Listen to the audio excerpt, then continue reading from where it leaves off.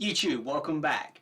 Hey guys, I just want to say thank you so much for the support on the channel. I've just won the MVP award from Microsoft, which is super amazing, and I'm proper jacked about it. I started blogging 6 years ago, and I set up my YouTube channel last year, so it's been an incredible journey for me.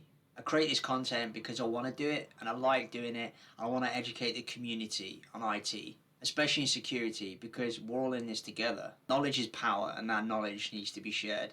In this video, I'll be showing you how to prevent misconfigurations using Azure Security Center. So grab that coffee, grab that whiskey, you already know what's coming. It's going to get damn juicy. Come on.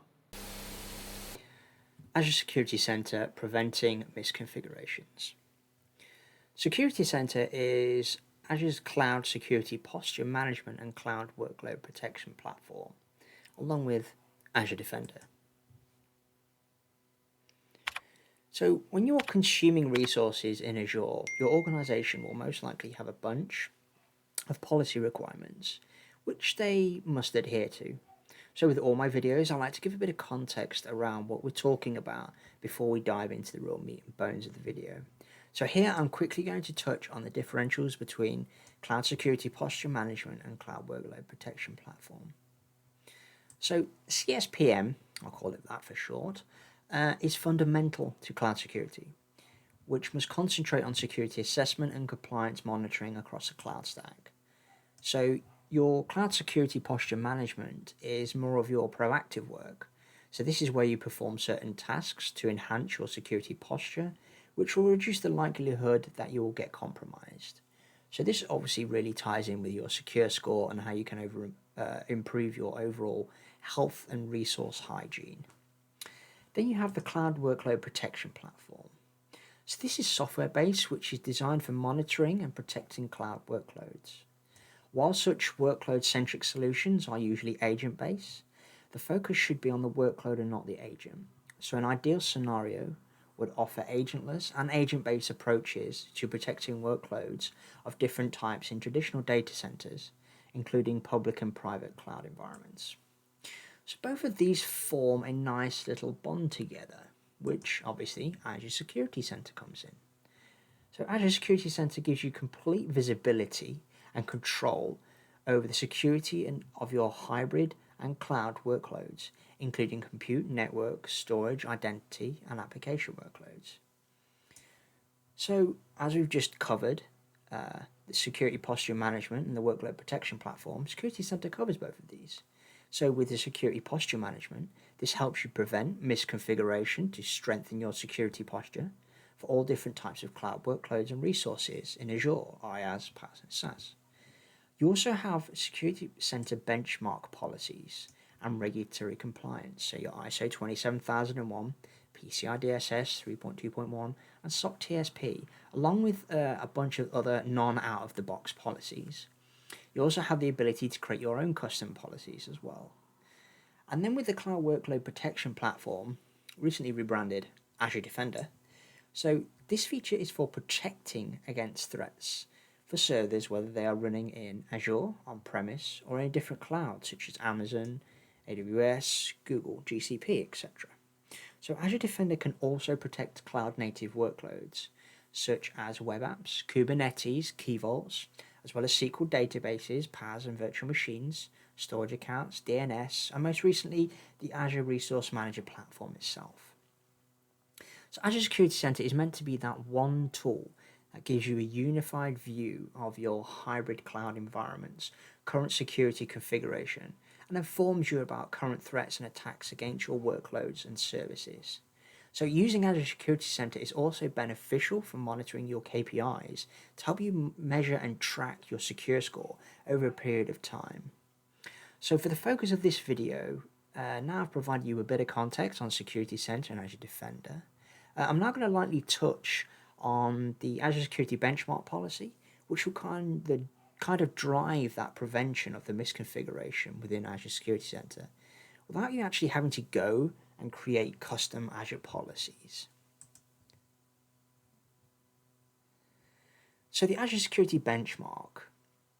Security misconfigurations arise when security settings are not defined, implemented, and default values are used.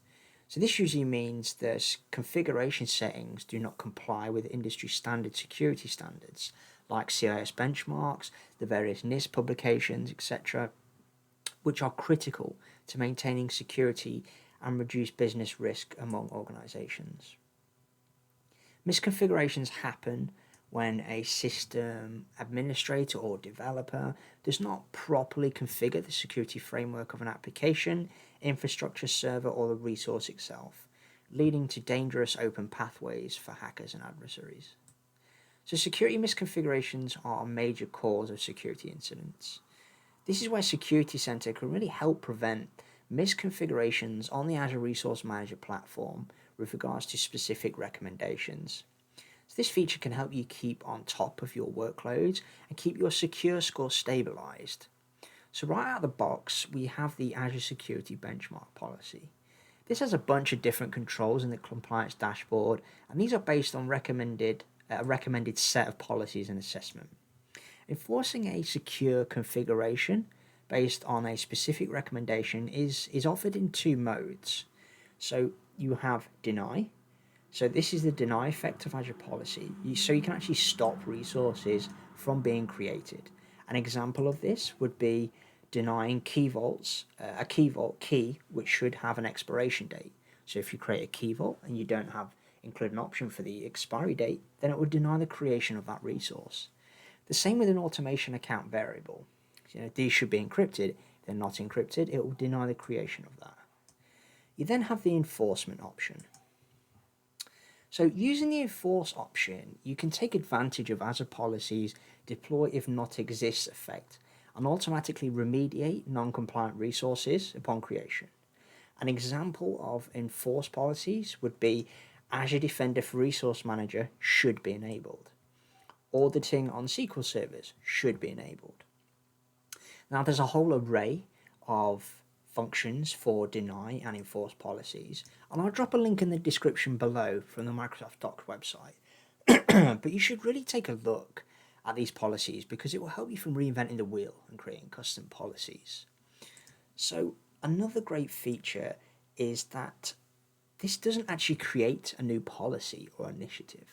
It actually modifies the existing security benchmark policy, which is built into Azure, which you'll see in the upcoming demo.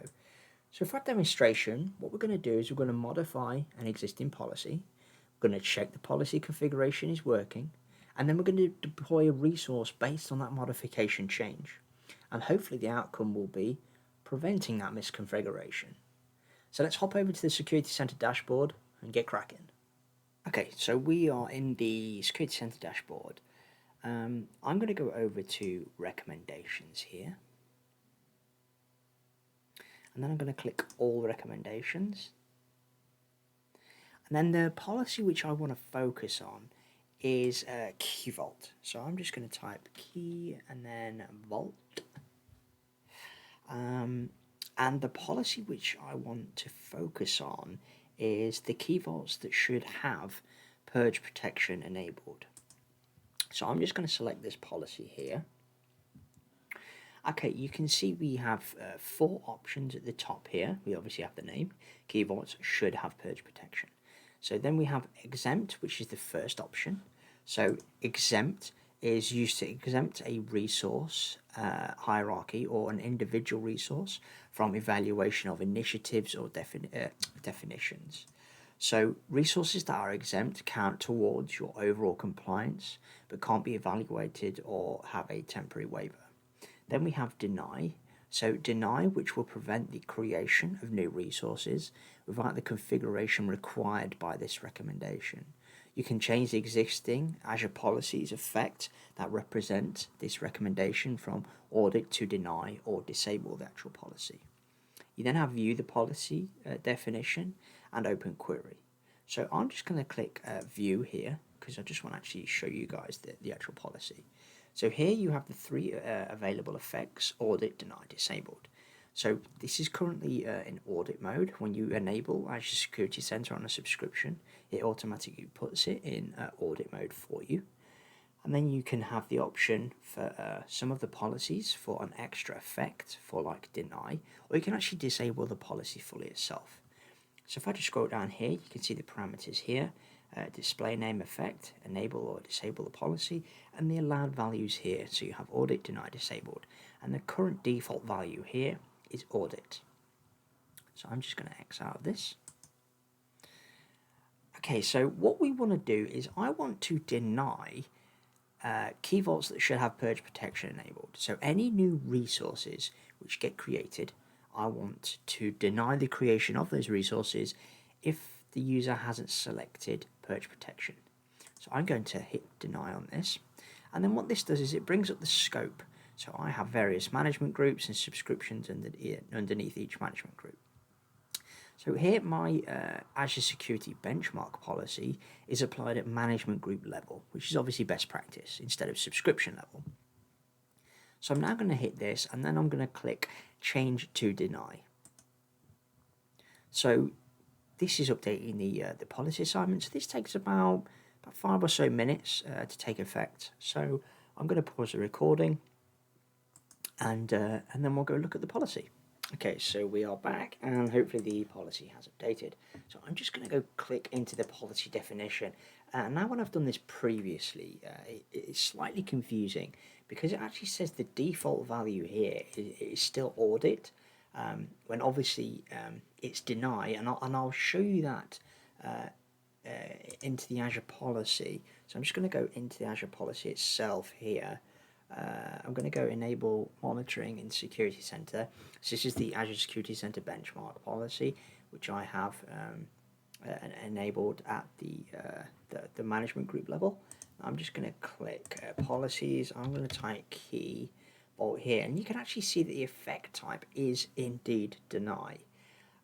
So once I click into this policy, again, this is slightly confusing. So once you actually view the definition, the default value is still showing audit. So within the actual the JSON body of this, it's saying that it's audit when in hindsight it's not. It's actually deny.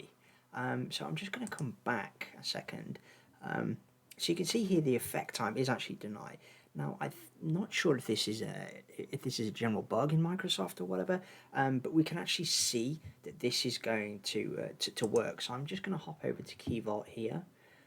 I'm going to click Create on this Key Vault. I'm just going to pop it in the Key Vault here. I'm going to call this CF Cloud Test KV or KV even. It's standard, that's fine. And then I'm going to leave Disable Purge Protection on. So I'm going to click Review and Create. And now we have validation failed. So this is exactly what we wanted to see. So I'm going to click View Details. And here it's going to say Disallowed by Policy. Initiative, Enable Monitoring in Security Center. And this is the policy. Key vaults should have Purge Protection disabled. So you can really see the benefit here from preventing that misconfiguration. So my advice would be to go through, make sure all your resources are compliant before you start denying policies, otherwise it won't audit them. So you want to go through, audit each policy, make sure that configuration has been changed. It won't actually change that configuration for you, and then deny that configuration. So in future, when key vaults do get deployed, they should have purge protection, which is preventing that misconfiguration. Thanks for watching the video. If you like the video, please give it a thumbs up. If you don't, well, that's just fine. Please subscribe, tell your friends, tell your family, tell your nan. Cheers.